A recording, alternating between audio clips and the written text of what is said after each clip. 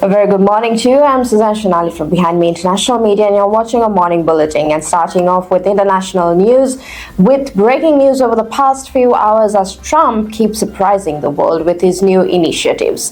President Donald Trump's recent announcement regarding the Gaza Strip has raised significant concerns. During a joint press conference with Israeli Prime Minister Benjamin Netanyahu, Trump vowed that the U.S. would take control of the Gaza Strip after Palestinians are resettled elsewhere. This marks a dramatic shift in U.S. policy towards the Israeli-Palestinian conflict, particularly the long-standing approach to the status of Gaza. Trump referred to the Gaza Strip as a demolition site and said the U.S. would be responsible for dismantling exploded bombs, unexploded bombs, and weapons, although he did not specify how the U.S. would assume control of the area or under what legal authority this would occur. He also repeated his calls for neighboring countries like Jordan and Egypt to take in Palestinians who he argued had no choice but to leave Gaza. The plan was immediately met with criticism, with some viewing it as a violation of international law and likening it to ethnic cleansing. Senior Hamas official Sami Abu Zuhri condemned Trump's proposal as an expulsion of Palestinians from their land, warning that it would create further chaos in the region. This proposal is highly controversial, contradicting previous U.S. positions and sparking condemnation from international human rights organizations and allies of the U.S. Now take a look at President Trump's remarks. Gaza maybe is a demolition site right now. If you look at Gaza, there's hardly a building standing, and the ones that are going to collapse. It would be my hope that we could do something really nice, really good, where they wouldn't want to return. Why would they want to return? The place has been hell. It's been one of the meanest, toughest places on earth. And right now, I've seen every picture from every angle, better than if I were there. And nobody can live there. You can't live there. So if we can build them through massive amounts of money supplied by other people, very rich nations, and they're willing to supply it. If we can build something for them in one of the countries, and it could be Jordan, and it could be Egypt, it could be other countries, and you could build 4 or 5 or 6 areas. It doesn't have to be one area, but you take certain areas and you build really good quality housing, like a beautiful town, like someplace where they can live and not die, because Gaza is a guarantee that they're going to end up dying. Coming into local news now, Centennial College in Toronto has announced it will cut nearly a third of its programs, sparking shock and panic among students. Vivian Ake, the Student Association VP at Centennial Story Arts Campus, described the situation as jumping from one bad situation to another. The cuts come amid Canada's efforts to reduce the number of international students who have long helped fund post-secondary institutions, especially colleges. Ontario's colleges are being hit hard, with St. Lawrence College in Kingston slashing nearly 40% of its programs. Post-secondary researcher Alex Usher predicts Ontario could see up to 1,000 programs cut across the province's 24 public colleges. Usher says that these schools are facing a significant financial hit, which will have both short and long-term effects. Colleges may reduce the frequency of classes, offer few electives, or even cut student services and IT systems. He is particularly concerned about rural institutions where local businesses rely on college graduates and costly programs like those in the skilled trades. If these schools eliminate the same programs, it could create a gap in the workforce down the road.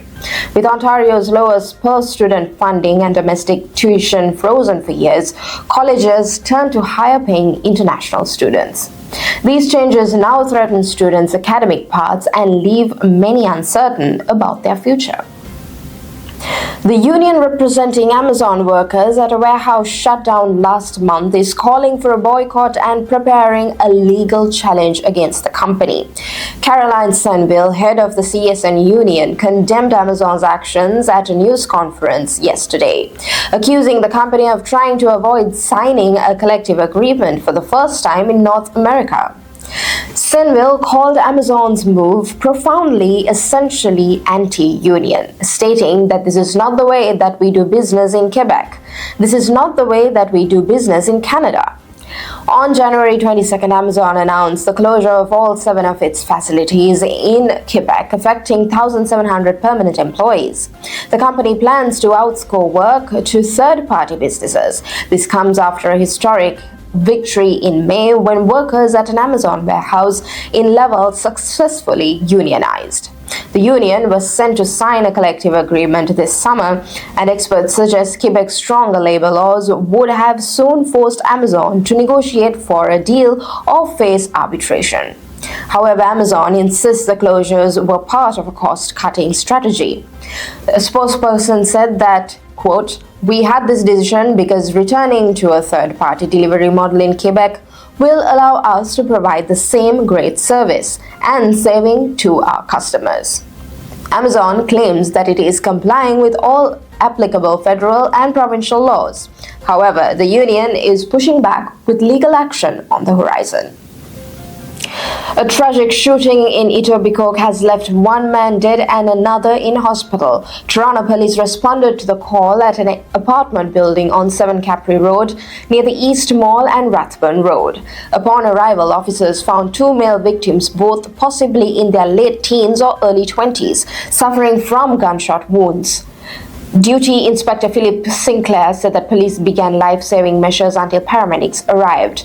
The victims were rushed to a trauma center, one in critical condition, the other with serious injuries. Tragically, one of the victims later died after his injuries, and the homicide unit is now investigating. Inspector Sinclair acknowledged the impact this incident will have on the residents of the building and the community, assuring the public that all necessary resources are being used to identify those responsible. He mentioned that the shooting spanned several floors of the building, but could not confirm whether an altercation led to the violence. Officers are searching for 2 suspects described as wearing masks who fled the scene. Police have not yet provided further details on their appearance or direction of travel. And finally, ending your morning bulletin with the weather report for the 5th of February 2025. It's a cold day ahead with temperatures expected to range between -11 and -4 degrees Celsius under mostly cloudy skies. Throughout the day, we'll see those chilly temperatures stick around with a slight chance of snow or flurries as we move into the afternoon. The wind chill will make it feel even colder, so be sure to bundle up if you're heading out.